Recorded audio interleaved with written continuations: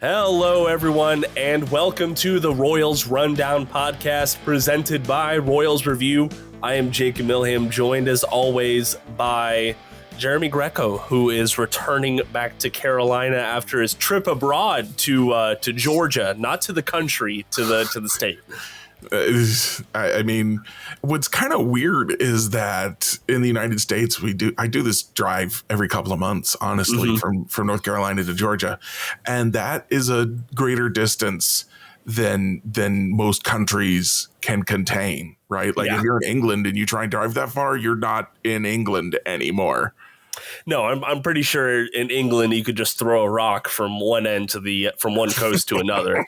Sea to shining sea only means something here in America, I would say. Yeah.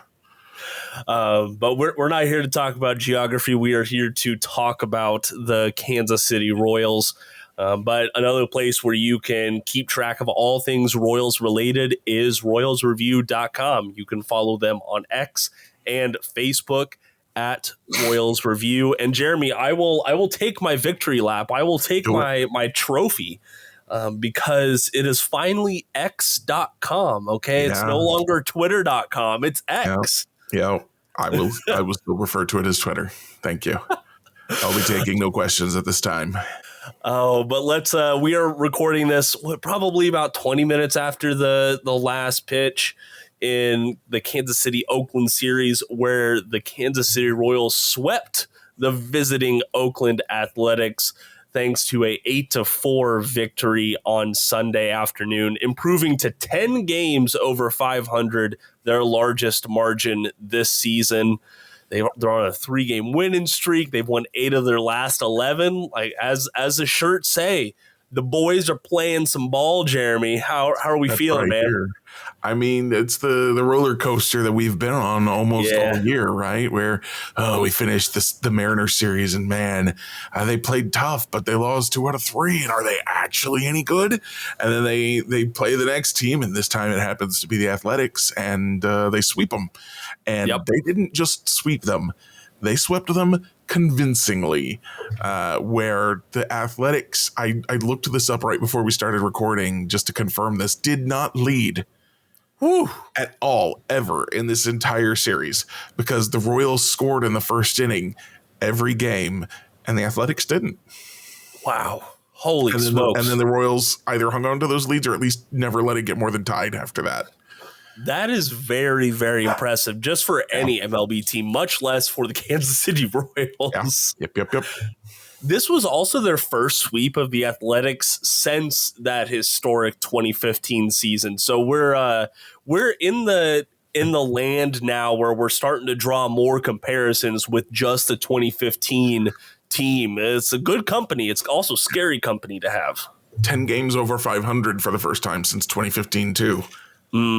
Exactly. Let's see. What are some other things after the Athletics win? This is their 3rd sweep of the season, which I didn't register. It'd been that many. Of course, you have the White Sox sweep, you have the Astros sweep that led to that 7-0 homestand. So this is number 3, which if I am looking back on this, I don't think they had this many sweeps last year. I would have to look to confirm, but that sounds right. I think they might have had 1 sweep all last year. They didn't even win many series. No, exactly. So today's win really came on the back of Brady Singer, who earned his 4th win of the season. Kansas City is 7-3 when he makes his starts this year. I know, and I gave Josh Vernier his kudos last night. He had an extremely long post-game show, which I thought was really fun. But one of the things that he used to say is we turned our lonely eyes to Brady Singer, because Brady Singer was like the quote-unquote ace. He was the hope of this rotation. Now, not a whole lot's riding on him, but he is producing at that level that you would expect a top half arm in the rotation to produce. Finished the day with 536 career strikeouts, the most by a Royals pitcher through his first 105 games, which is crazy. He's held opponents to 1 run or fewer in 7 of his 10 starts this year. He only had 7 such outings last year. So anything that he does from now on is just a cherry on top. I will say that you talked about a roller coaster. Yeah. And we are on a Brady Singer roller coaster as well, right, Jeremy? Yeah. As I don't remember who posted it on Twitter, but early on in the game said that when Brady Singer's 2 pitches, his slider and his sinker, are working, he doesn't need a third pitch. Nope. And it's just, are they working? They were working today, so everything was fine. I continue to not have faith that they'll be working next time out. It's highs and lows. That's all we get from Brady Singer. But it's just one of those things. When he is on, like he's on. There's no other way to put it. Pitched 6 innings today, 9 strikeouts to only 1 walk and 1 earned run. 89 pitches. He continues to go deeper into the pitch count, which is something that has been a pleasant surprise so far this year. But when he exits the game up 8-1, that bodes well for success, I will say. Yeah. Thank goodness for run support. And listen, some of that run support, it came from the top half of the lineup. The top half of the lineup today was really working. Maikel Garcia currently on a 7-game hitting streak since May 11th.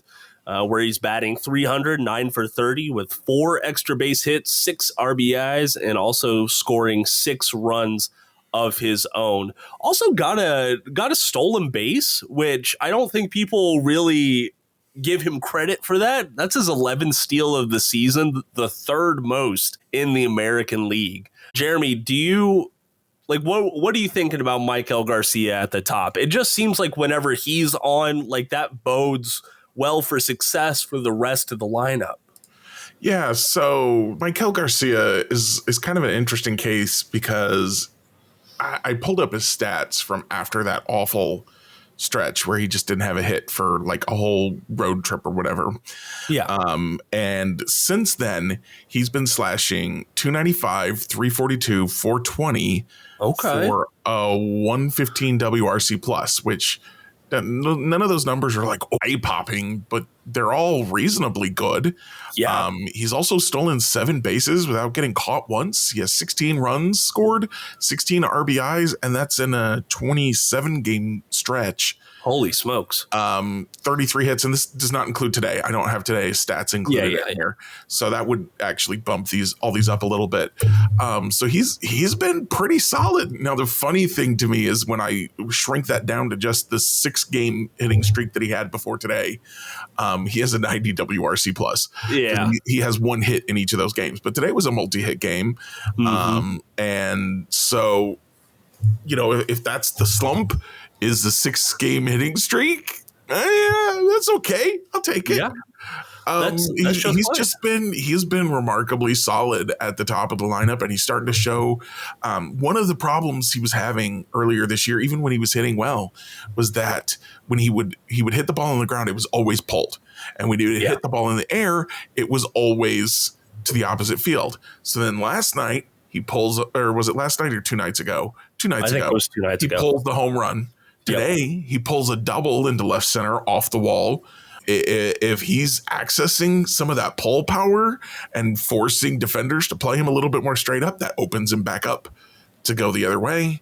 And that's going to let him be a more productive hitter as well. Exactly.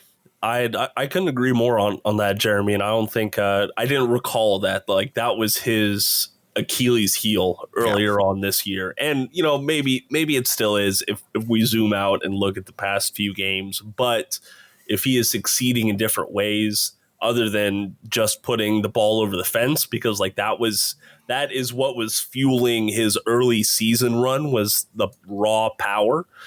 We weren't seeing a lot of finesse from him. We weren't seeing him draw walks. He's doing so at a reasonable rate right now. I'm not saying he's one of the best leadoff guys in the American League, but he's solid right now, and he's looking better from that really rough stretch that he had.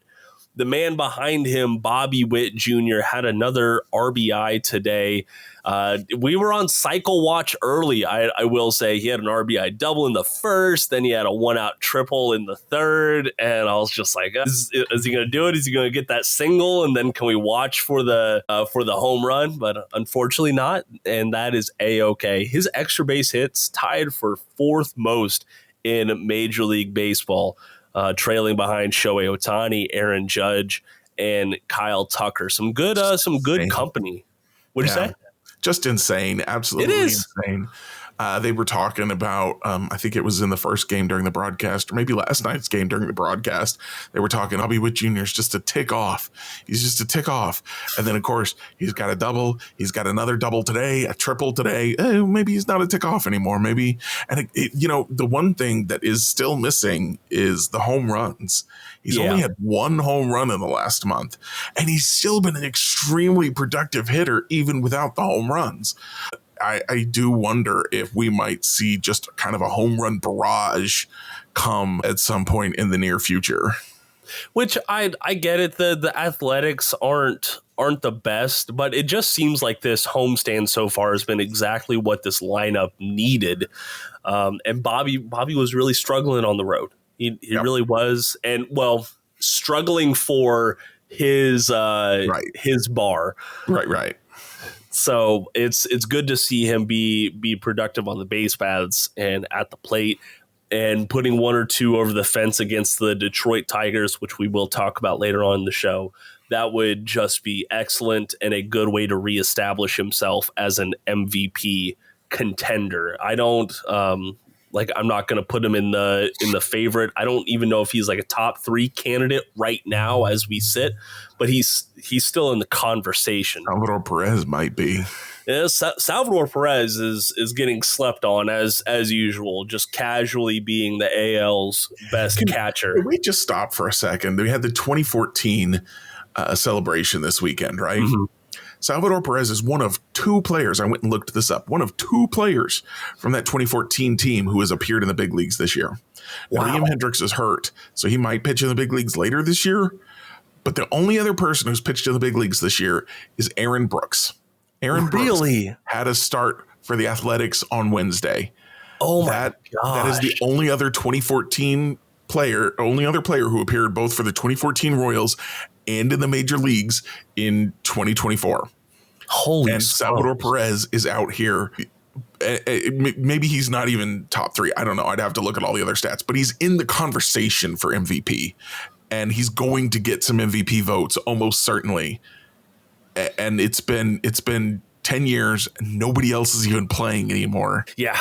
He so right now he currently sits second in RBI, which I know is not the best metric, but it's still one of those historical stats that people will look at and say, this guy is the most valuable. 37 RBI after today, just an insane rate through 46 games, having that many runs batted in.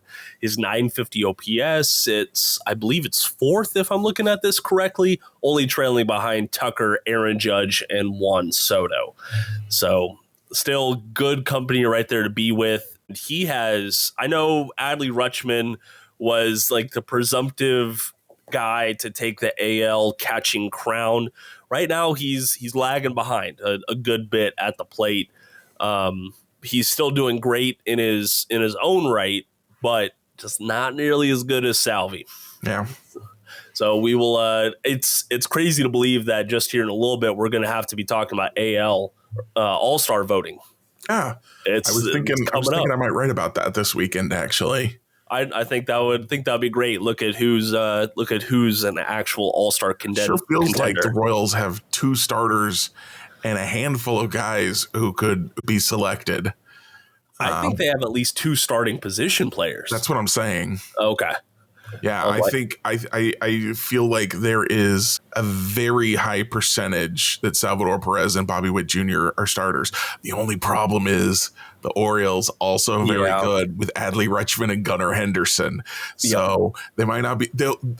I would be willing to stick my reputation on the line, such as it is, especially after yesterday's Royals Review article. Oh boy! I will stake my reputation that Bobby Witt Jr. and Salvador Perez will be on the American League All-Star team this year.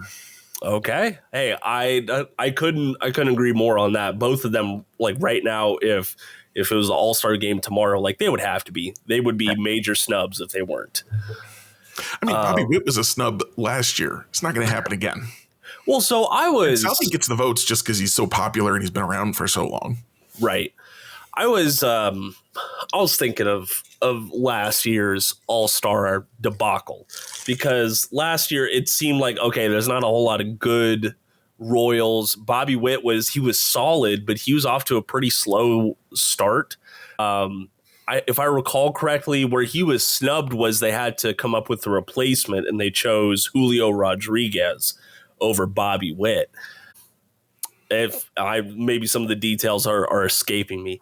Salvi's All-Star selection just did not age well at all. He was putting up solid numbers through that point, but his second half really just stank.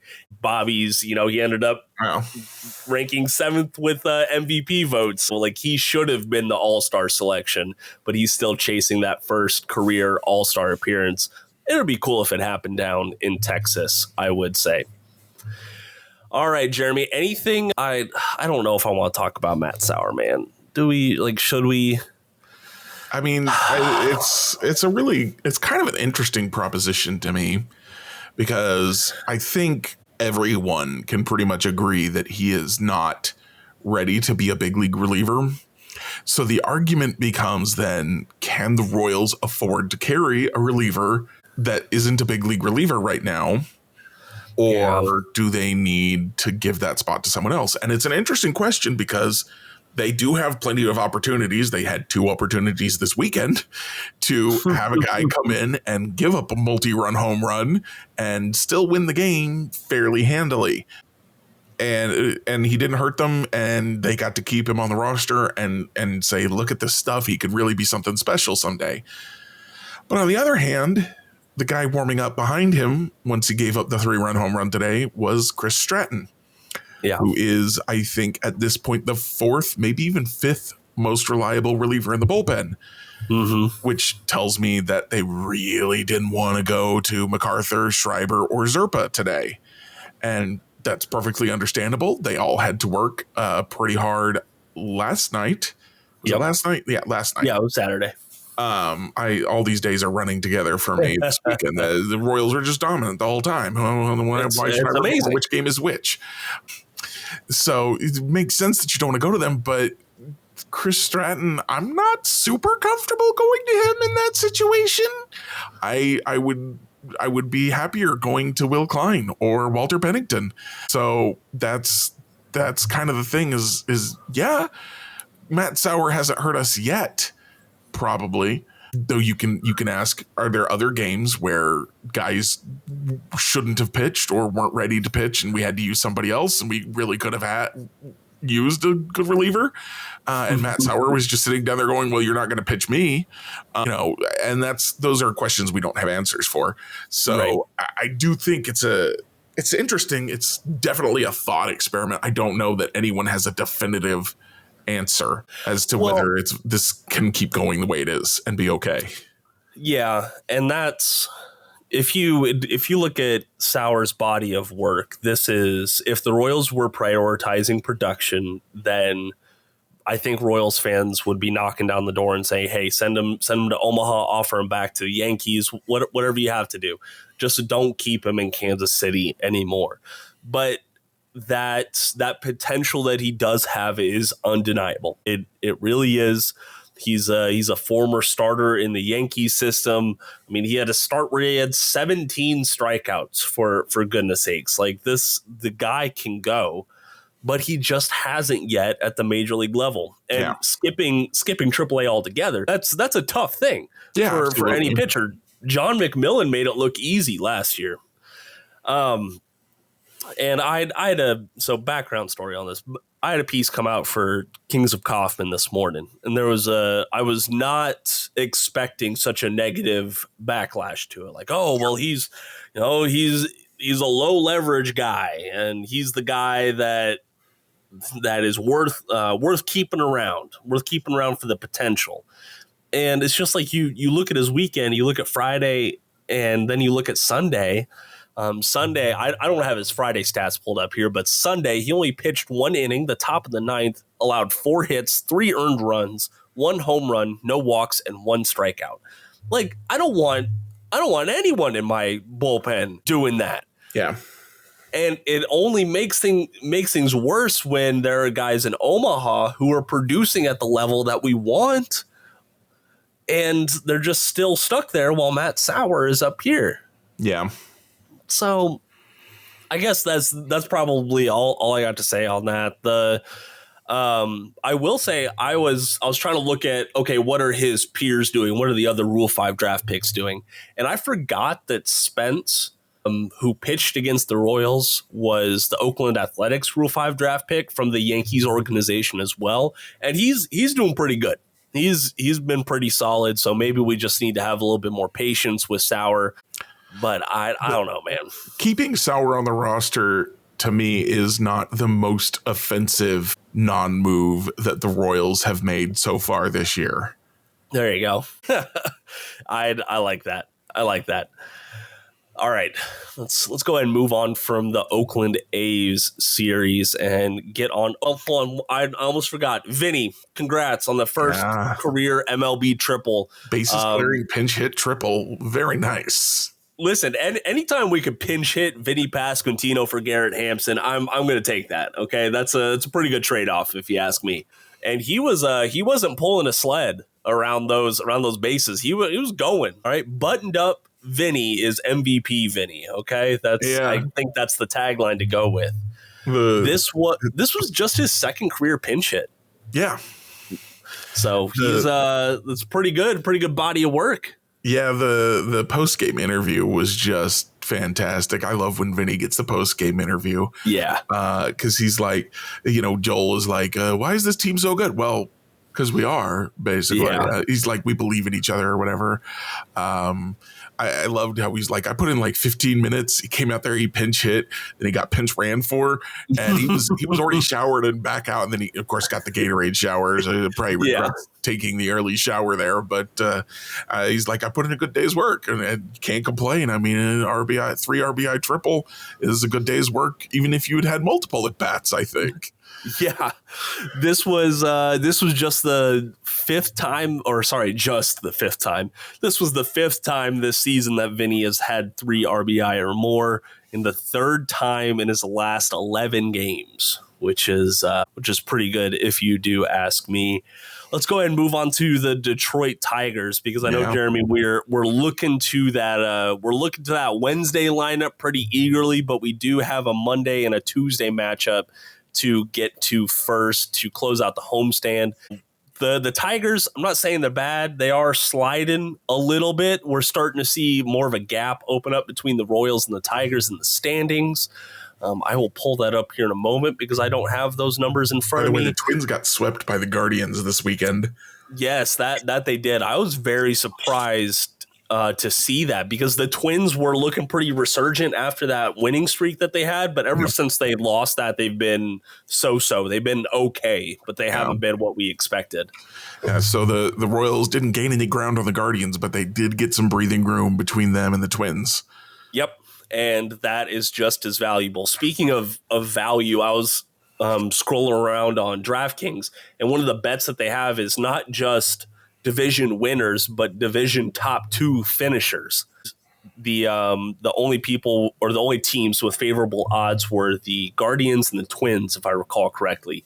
The Royals were sitting at like plus 250 to finish second or better in the AL Central, and I was like, you know what? I'll put down $10 on that. That seems like good money right there. I'm still sitting on my bets that they would win the division. They brought the betting to North Carolina. I got in on all the new new better free bets or whatever. I threw all those at Royals winning the division, at Cole Reagans winning the Cy Young, and at Bobby Witt winning the MVP. So we'll see if any of those pay off for me. Which we should definitely be talking about the Cy Young later on, but not for Cole Reagans. So I just pulled up those the standings. So right now the Royals are 1.5 games back. They have a 4-game lead in the wild card, so that's even more impressive. Yep. The Guardians are at 30-17. I don't know who they play against next. Where are they heading to? They're heading to New York to face off against the Mets. So we'll see. We'll see how that goes. I think they win that series fairly easily. But I thought the Royals would win that series too. Same here. So Monday night we have Reese Olson facing off against Michael Wacha, who has been very solid in his past 2 starts. We have Casey Mize facing off against Alec Marsh, who is probably the league's best number 5 rotation man. I'm not saying he's the 5th best starter. Yeah. He's just 5th in the order. And then the Wednesday afternoon game we're all looking forward to is Tariq Skubal facing off against Cole Reagans. You're looking forward to it. I expect that to be a complete and utter disaster because every time I look forward to a Cole Reagans start, he's given up 7 runs. Oh no! So I'm not looking forward to it at all. I'll probably watch it just because but I'm not looking forward to it.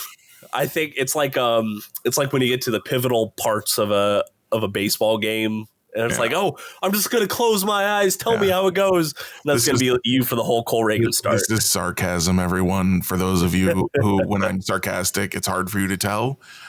That's fine. I'll just tell you I'm being a little sarcastic right now. Yeah. Satire is not taken clearly anymore. I guess. In fairness to the people who did, and I guess let's just go ahead and address this straight on. I wrote a post yesterday for Royals Review that was part high school poetry experiment, part pointless experiment, and part I don't remember what the third part was, but it was satire. It was a joke. I felt like for several weeks now, if I write a positive article about the Royals, everyone replies, "No, they suck." And if I write a negative, something that's like, "Hey, the Royals should clean this area up if they want to keep winning," I get "Stop complaining." And there's probably an element there of me overreacting to people who disagree with me that I need to work on. But I also feel like it's just contradictory, and so that was kind of trying to come at it from that angle, and I feel like a lot of Royals writers are probably feeling that way right now, but it was not, I guess, marked well enough, and people didn't read far enough into it, because I think it really became clear that it was a satire when I spent the last paragraph expanding from "The Royals are a mediocre baseball team, and therefore the universe is the most mediocre existence of all time. Eat Arby's." So I feel like if people had gotten that far, they would have figured out the joke, but they didn't, and so that's on me. I gotta write better, and I will. My jokes will be more clearly labeled or something. Maybe I'll put a little header, a disclaimer at the top. I don't know. I put the satire tag on it. Yeah, fine. It happens. I don't always look at the tags either. It's not like you said Royals news and analysis or anything like that. It was, listen, truthfully, I got it, but like I feel like I know you pretty well. I know like your tone. There was a couple people that got it, and I'm glad that like I wasn't just coming completely out of left field on that, because a couple people that I was like, well, they'll get it, did not get it. And I was like, how badly did I screw this up?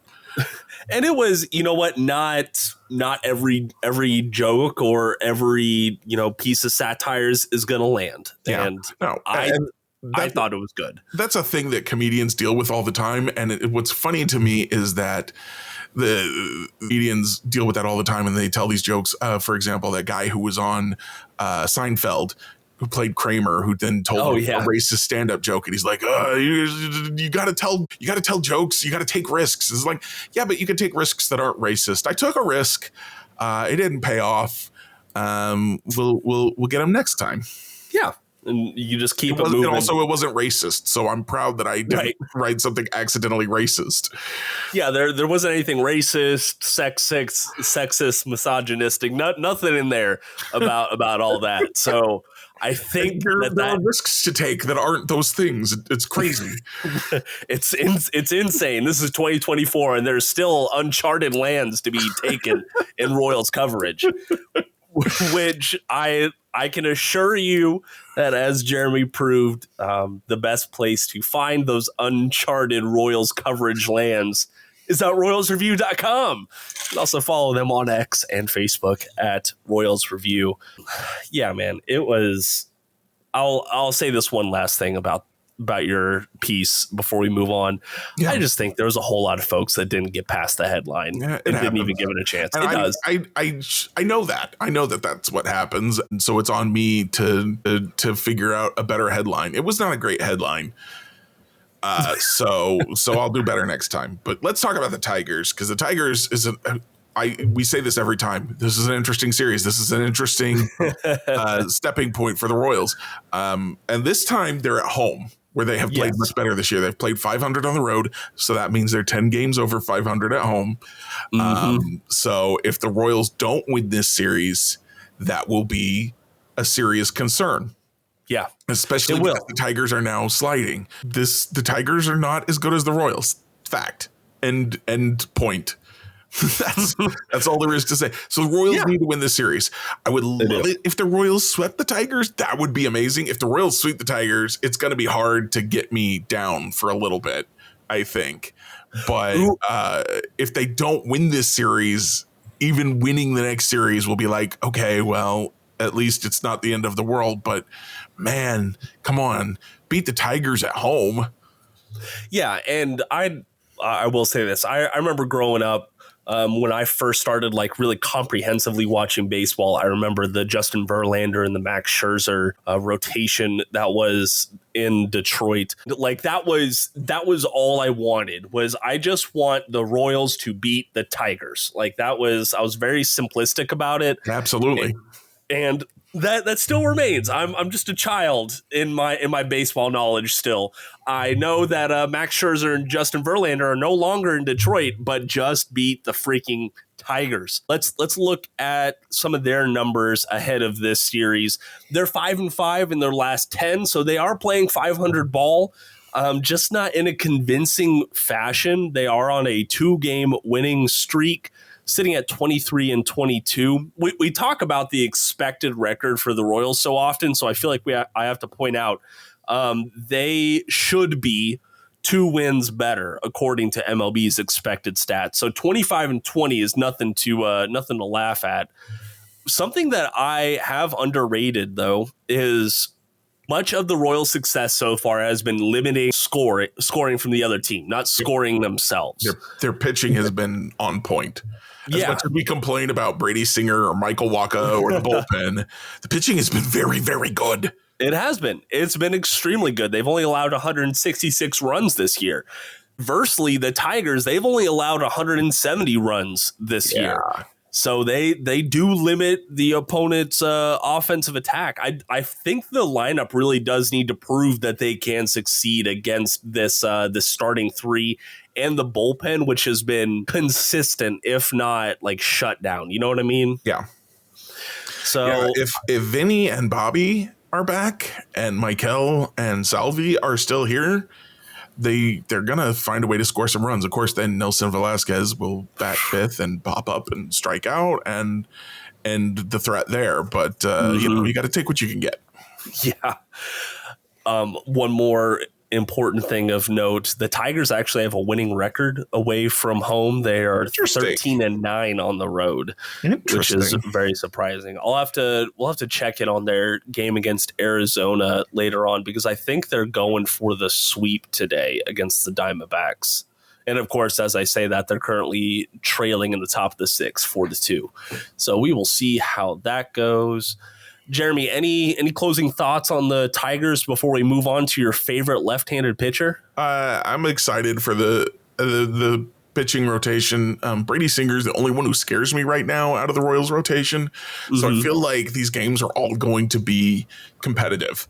And except for Cole Reagan's game. He's going to give up all the runs. You know, then Tariq Skubal is very, very good this year. Yes. So that'll be a kind of a bummer. That might be their second blowout loss of the season.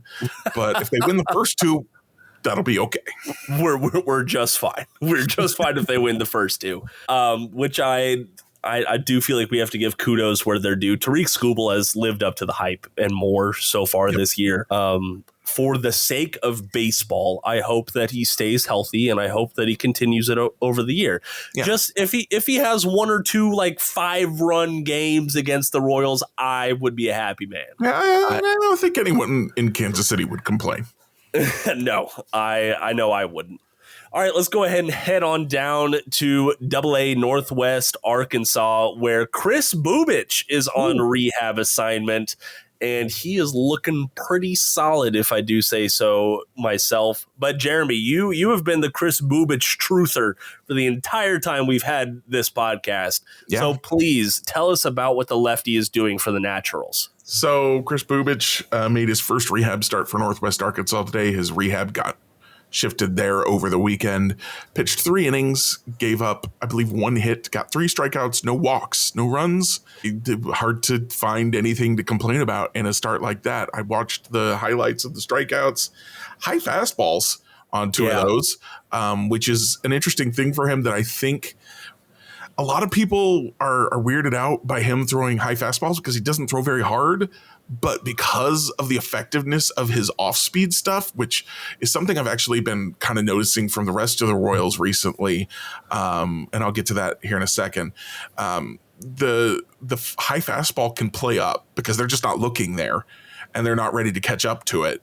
And it works. It's working in Northwest Arkansas, at least. The only problem for Kris Bubic is there's no room for him in the rotation as it currently stands, which is a good problem to have for Kansas City. He does have an option remaining. So my anticipation right now is that he will get he'll when he comes off of his rehab assignment, he will be selected and then demoted to AAA Omaha, where he will stay stretched out and be the first man into the rotation on injury, or if Brady Singer finally gives up.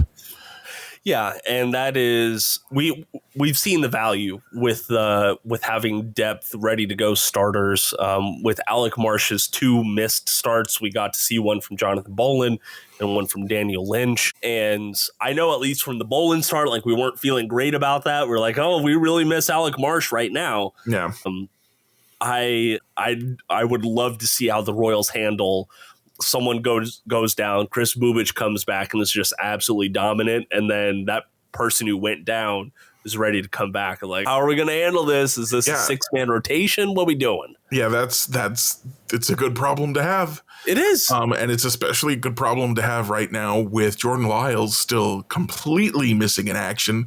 I think we all expected him to be the first man up into the rotation. And while we didn't expect him to pitch well, we expected there to be a baseline competency, a dead cat bounce as well, and then some innings to be eaten. And one thing that was really bad about the Bolin start was he did not pitch many innings while he was giving up those runs, which can put the bullpen in a scary place and force us to see more of the likes of Matt Sauer.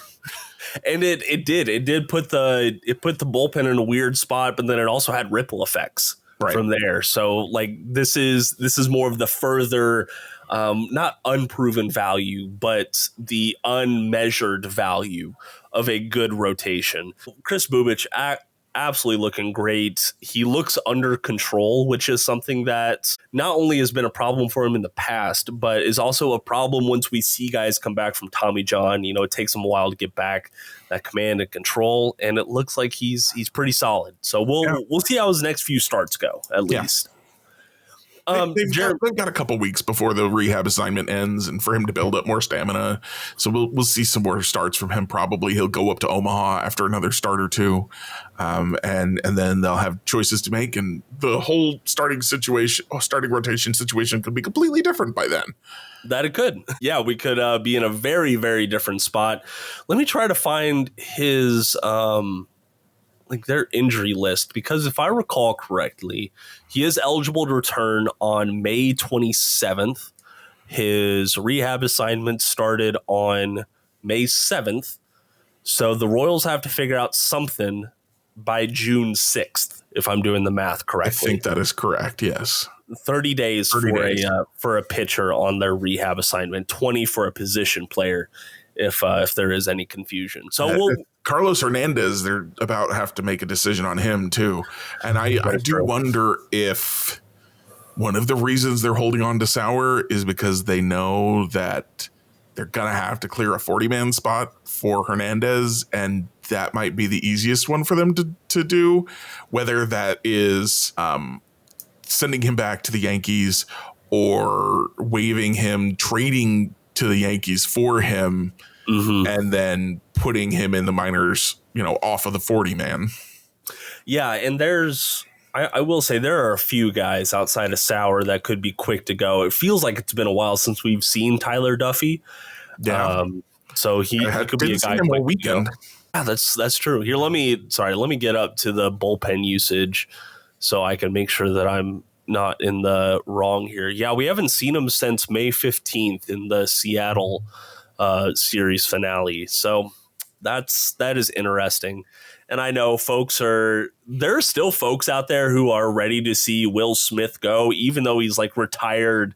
I think it's 21 of his last 23 batters. He's doing good. It's a difference to me between what Will Smith is doing and what Nick Anderson was doing in his scoreless stretch, which is retiring everyone he sees. Yeah. Nick Anderson was getting scoreless innings, but he wasn't retiring everyone. They were all cardiac. Yeah. Will's still not striking guys out very much, which is still a concern to me. And actually reminds me, I want to talk about James MacArthur for a minute if we can. But he's getting guys out, and he's a wily lefty veteran. I don't mind having at least one veteran in the bullpen who can just be everybody be chill. This is how the bullpen works. This is how baseball works. Don't get too worked up. All business from Will Smith. Hey, yeah. So what do you want to talk about with MacArthur? He had a shaky outing on Saturday. I wasn't too pleased with that, but he came through. If you read my recap Saturday night, you'll know a lot of what I'm about to say. But to me, it started off poorly. He got the first out, then he gave up a couple of singles, and he had runners at first and third with one out, and the tying run was at first, and it was a little scary. And he'd hung a curveball, he'd thrown a fastball right down the middle, and it was and Zerpa was warming up. Or was it Zerpa? So, yeah, Zerpa was warming up. It was Zerpa, yeah. It was what's going to happen here? And then he found his stuff again. It just was like it came back. The curveball was suddenly extremely sharp, and it was going mostly where he wanted it. The fastball came back with its break, and he ended up actually throwing another middle fastball, but because they had to respect that curveball a little bit more, and I feel like the fastball was just a little bit sharper. I should have looked this up on Baseball Savant to see what the spin rates and stuff were, but the fastball seemed a little bit sharper. It got fouled off, and then he struck out the next two batters.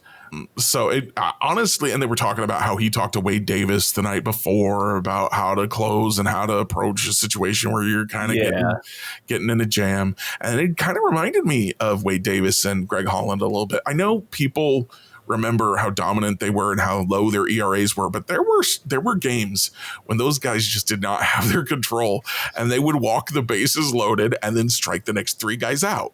And so that was kind of what James MacArthur looked like to me last night. I have a good feeling that he clicked back in to the dominant version that we saw last September, and I think he's about to go on a stretch for us. And I will give some kudos to Kevin O'Brien. He shared some good data visualization on what MacArthur did, what he did wrong, what he did right.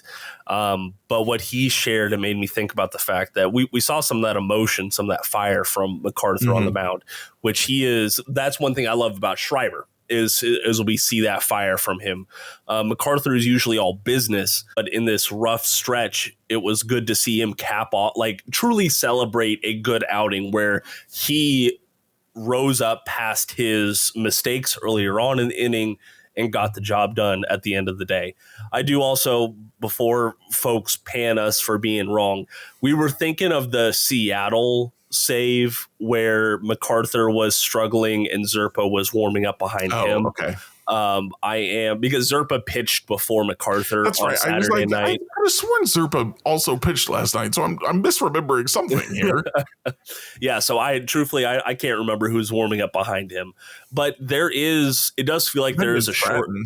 You know what? That would have made sense. He pitched on Friday, but he didn't, and he was warming up after Sauer on Sunday, so it would make sense if he was warming up on Saturday as the emergency guy. Which that is definitely something to keep an eye on. It seems like Q is being very, what's the word? He's being very aggressive when it comes to pulling relievers or having a guy ready to go. I love. I do as well. Don't let the situation dictate to you. You dictate to the situation. It's like, yeah, I'm going to go to James MacArthur because that's my guy that I trust. He doesn't have it tonight. Well, I'm not going to sit on my hands. I'm going to get somebody going in the bullpen, and we're going to try again as quickly as we can. Let's not let this go just because I want to prove to MacArthur how much I trust him. We're trying to win a game, not prove to guys that we trust them. Right, which I'll get one more dig in at Matt Sauer. Matt Sauer has like the fourth lowest leverage mark amongst all of relief pitchers in baseball for whenever he enters a game. So Matt Cotrero obviously does not trust Matt Sauer one bit in Sunday's game. Yeah, for very good reason. When the Oakland Athletics are dominating you, that is not a great benchmark to set. Jeremy, anything else on the Tigers or Bubic or the bullpen right now that you want to talk about? I also wanted to talk a little bit about Seth Lugo and of course, kind of the amazing turnaround he's had after not striking out anyone to begin the year. And we were all like, what? Like, he's not giving up runs, but he's not exactly dominant. He is striking out everybody now. Yes, and one of the fun things to me was watching his 9th and 10th strikeouts from Saturday night, which were just fastballs in the strike zone. Just fastballs. And they weren't 100 miles an hour. They were 94, 95, which used to be super fast, but now is kind of reasonable speed. And the guys just watched them. They were just like, oh, I'm out. Okay. And they weren't like on the edge. They were just there in the strike zone. That curveball he throws with the crazy spin, and then all of his other pitches, it just locks guys up.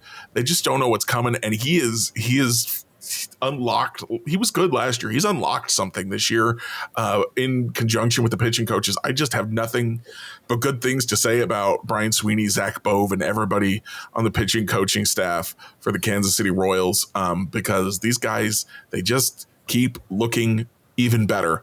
And I love that Seth Lugo can just make you watch a 95 mile an hour fastball that looked pretty hittable, honestly, on its own. And they just watch it and just go, oh, okay. They thought it was going to break outside of the zone, but no, it just locks them up, like you said. Yeah. Which I'll go ahead and pivot to Lugo as well, because he does deserve more recognition, more conversation. So I do recall back during spring training, there was concern about him giving up the long ball. I think there was a spring training start where he allowed like 3 home runs in a quick span. And that has still been a quote unquote problem. Okay. 7 of the last 13 runs he's allowed have been via homers. But That's it. Like those are the runs he allows. Okay, it's not a problem anywhere else. The only 2 runs he gave up on Saturday night were on a home run in the second inning, and then after that, he was good to go. Currently sporting a 1.79 ERA, the second lowest by a Royals pitcher through their first 10 starts of a season, only trailing Zach Greinke's 2009 mark when he won the Cy Young. And also, he's the first Royal to win at least 7 of his first 10 starts to begin a season since Greinke did so in 2009. So right now, he is in, like, just like we talk about with these Royals being in the 2015 World Series winning Royals vein, like they're doing what they did. Lugo's doing what Greinke did in 2009, and that's a very scary thing. Like, Jeremy, would you, as we sit here today, would you say that Seth Lugo is a top 3 Cy Young Award candidate? I would say he's a top 6. Top 6? How about that? Top 6. Okay. The strikeouts still aren't there. The wins sure are, which is always nice. The strikeouts are there, but still for the season, 7.99 per 9 is not bad, but it's not great. And they've got all these other guys that strike out like 13 per 9 or something like that. Yeah. So if he keeps going like this, so that's the thing. Right this second, top 6. If he keeps going like this, if he stays healthy, he's going to end up with 20 wins. He's going to end up with an ERA under 2. He's going to end up with a strikeout rate that's significantly higher than it is right now. And in that case, he will be a top 3 Cy Young candidate. At this point, I think he gets Cy Young votes. I feel pretty confident in that. I'm not out on Cole Reagan's getting some Cy Young votes either. I know his ERA is up there, but he does have the strikeout numbers, and when he's on, like he was Friday night, he's on. He is. That is very, very true. Something to assuage your strikeout concerns. Lugo in his last 5 starts has 44 strikeouts. In the 5 starts before then, 14. So that's a crazy boost. Yeah, my thing is not that I'm concerned with the strikeouts. I'm not. I just want to see them continue. Okay, that's fair. That is absolutely fair. Like, because when you ask me right now, I've got to take in like those first 5 starts are a much higher percentage of his results than they will be at the end of the year. True. Very, very true. Yeah, over his last 5, just to put it in context of the numbers I was giving you, 11.53 Ks per 9. Ooh, I'll play. Yeah, that will absolutely play. He's still, just like I talked about with Singer, Lugo is still going deep into games, which I know was a concern. Oh, he's on the older side. Oh, he hasn't been starting that much in his career. Made Royals fans forget about all that real quick. Not walking guys. He has a whip under 1, 21 hits, 6 walks in 34.1 innings. Oh my gosh. I mean, this is the stuff. Yep. The start against Oakland it wasn't his worst start, I guess, but it was his second worst start by game score. And that was 5 2/3, 2 earned runs, 1 walk, 10 strikeouts. Yeah, it's a pretty damn good game. I know the Athletics would have taken that line. Yeah, that's for sure. The worst one, I guess, was Milwaukee. 6 2/3, 3 runs, 2 earned, only 5 strikeouts. I think is where he gets hurt with the 1 walk. Oh, that was shame. That was the least strikeouts he'd thrown over this stretch. And before this stretch, the most strikeouts he'd ever gotten in a game, I believe they said was it 8 or 9? It was 9. Yeah, it was 9. Yeah, and so he broke that record with the 12, and then he had 10 in the start after that. Yeah, just absolutely wild. It's just great stuff. If Seth Lugo, there are so many guys that I remember the joke used to be, it's Brady bump day. Like you watch this start, you watch this game because Brady is starting. Well, now there's like 3 guys at least where you say, Brady Singer is the guy I'm least likely to be interested in watching start right now. Honestly, I know he just had a great start today, and I know no one wants to hear me say negative things about Brady Singer, but I fully trust the other 4 guys. And Brady Singer, he has the potential to be very good. Like we were saying kind of at the start, when those 2 pitches are working, he doesn't need a 3rd pitch. And those two pitchers were working today. And when those two pitchers are working, he's fun to watch. Absolutely. But those other guys, they have more than the two pitches. So when their other pitches aren't working, they still have two that are working. Yep. And so I'm always excited to watch them go.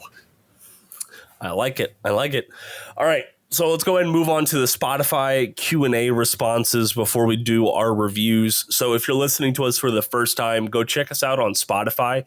Over there, you have access to polls and questions and answers. And on each episode, we ask a question and we read your responses on air in the following episode. Before we get to the responses from the last full-length episode, I do just want to talk about the Royals recaps, answers from the May 18th game. Since, I'm not going to do a recap. We just sat here and talked about Sunday's game. There ain't no point in doing that. So on the recaps, I ask, what did you think about this game? Christopher Palmer says, winning Royals baseball is the best baseball. Seth Lugo was amazing again. Despite a little struggle, MacArthur slammed the door in the ninth. Let's go Royals. Couldn't agree more, Christopher. And then the one and only Fistifer says, this was a win that put them 9 games above an average record. Yep, absolutely. And now we're looking at 10, Fistifer. Oh, I love Fistifer. Same thing to me today. Yeah. All right. So, Jeremy, I had our listeners play a little game on the Q&A. I proposed to them, let's play bench Demote cut with Hunter Renfroe, MJ Melendez, and Nelson Velasquez. I know, right? It's actually a little difficult because there's potential in all three of them. So who are you like, yep, I give up. Exactly. So I just want like your 2-second or 2-sentence response before I get to theirs. What would you do? Bench, Demote, cut, Renfroe, Melendez, Velasquez. All right. Cut Renfroe, Demote, Velasquez, bench Melendez. Okay. I will say I'm glad that you went first because I have the same exact answer. Yeah, it's hard. There's reasons to not give up on Renfroe yet. He's actually, I think, taking the best at bats of the three right this second, but he also has the least future of the three. So true. And at least MJ and Nelly, they both still have that roster flexibility that JJ Piccolo loves so much. So let's get to y'all's response. Sorry. If it was not cut but trade, then I would trade Melendez. Ah, yes. Very true. Very true. All right, so let's get to y'all's responses. So Mind the Mooses says, I would say cut Renfroe, bench Velasquez, and demote Melendez. Maybe MJ could find his stroke and Nelly could pinch hit against lefties. That's a good choice. Good thought process there. Christopher Palmer says, bench Hunter, demote MJ, cut Velasquez.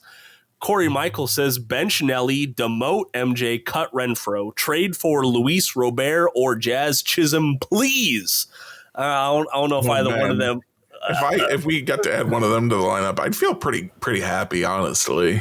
I really don't know if the White Sox are moving on from Robert, but I would be pretty happy if the Royals ended up with him. It was just still pronounced Robert. You're talking to the guy who always mispronounces names. Okay, you mispronounced a weird one in one of your recaps lately. I was like, "That's a normal name. What are you doing?" I don't remember which one it was though. Because it was so normal. I know which one you're talking about. I'm just not going to repeat it. All right then. Ginger 620 says, cut Renfroe, demote MJ, bench Velasquez.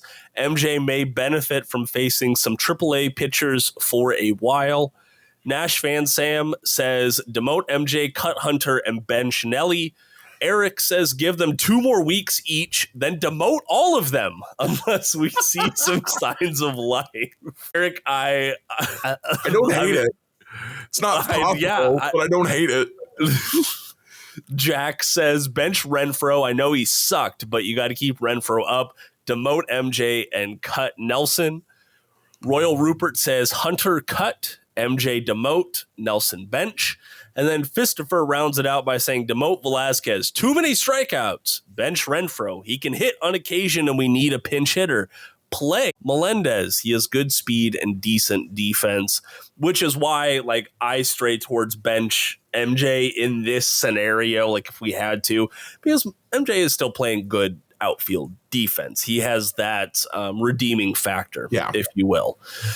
So, but all of them gotta find some luck at the plate. They're all struggling. Hopefully, this homestand continues to be a little bit of a boost. I know Nelson has benefited. I don't believe Hunter Renfroe has. And MJ, he's a completely different guy in Kauffman Stadium versus on the road. Jeremy, any closing thoughts before we get on to Royals reviews? Just that one of my problems with him, Jay Melendez, is I've always felt his swing is really long. And that's borne out by those new baseball savant statistics. He is among qualified hitters, the 29th longest swing, tied actually for 22nd longest swing. But maybe I'm an idiot because Salvador Perez has the 7th longest swing, and he's doing just fine.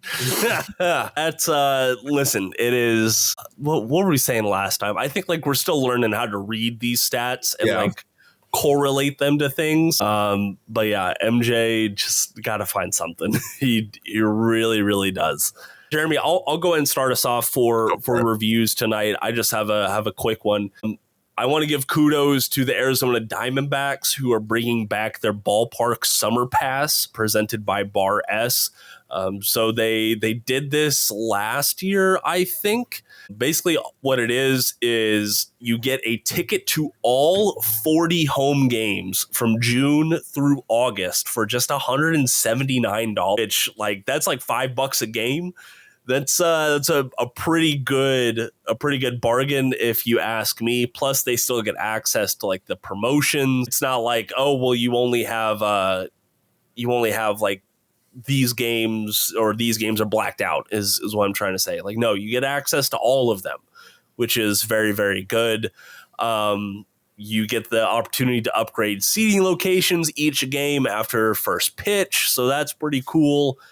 It's just a good deal, and when it's hard to get out to the ballpark right now simply because of the cost, this is one of those things that gets fans into seats. And I could see, let's say you live 15 minutes away from the stadium, I could see a parent buying this for their kid for the summer and say, you know what, go knock yourself out, go spend the whole summer at the Major League Baseball ballpark for the same price you can go watch a rec league game or something. So I would hope the Royals would do something similar. I know they've had some pretty good ticket promotions when the team has been losing. Now the question is, will they do the same when the team is winning? I think that's what they have to prove to us. Yeah. Jeremy, over to you. Yes. So I guess what I will review is I just made my girlfriend earlier today actually watch the first couple episodes of Ted Lasso again. Ooh. And it's been a minute since I watched those first 2 episodes. And that show is just so good from the start. It is not a show that needs to warm up. It's just ready to go. And so as some of you out there have just recently grabbed your Apple TV 2-month previews for watching the Royals game 2 weekends ago, you've got it. Go watch some Ted Lasso. I don't think you're going to regret it. No, I don't think you will either. And I consistently see little clips pop up on my Facebook Reels or TikTok feed or something like that. It always makes me want to go I should go rewatch it. Yeah, I just noticed when I was pulling it up today that Apple has a lot of the streaming services. They're all the top 10 shows right now or whatever. Ted Lasso's been over for a minute. It's still number 5. Wow. Just goes to show how great that show is. Yeah. Really is very, very enjoyable and an easy watch. I think that's another value it has. Alrighty, y'all, that's going to do it for today's Royals Rundown podcast. Thank you all for joining us. If you're still listening out there, please go leave us a review, a rating on whatever platform you're on. I've been openly transparent. We're still dealing with some of these trolls out here who are copy and pasting reviews and leaving 1 stars on Apple Podcasts mainly. So if you want us to grow, I greatly appreciate that. Greatly appreciate your confidence in us. But the best way to do that is to share the podcast or leave us a 5-star review. And if you want to leave a 5-star review and tell us that we're extremely average, I get it. Just as long as it's got the 5 star. Well, that's good. That's really good. But if you want more of our nonsense, I know a good amount of y'all still out there listening partially because of the nonsense. You get more of it on our social media accounts, so go follow us on X. Our links are down in the podcast description below. If you want more Hawk talk, the best place to get that is at royalsreview.com. Got it. It might not have the satire tag on it, but it's still pretty damn good. Insert plug for the Sonic the Hedgehog 2 review here. You love that review. You love that review more than anything I've ever written. I keep forgetting that I did that, and you're like, no, you have to remember. You will never forget. You've ever written. Listen, off-season content is tough. It really is. Alrighty, y'all. That's going to do it for us. This is Jacob Milham. He is Jeremy Greco. Thank you for joining us, and until next time, oh, Royals.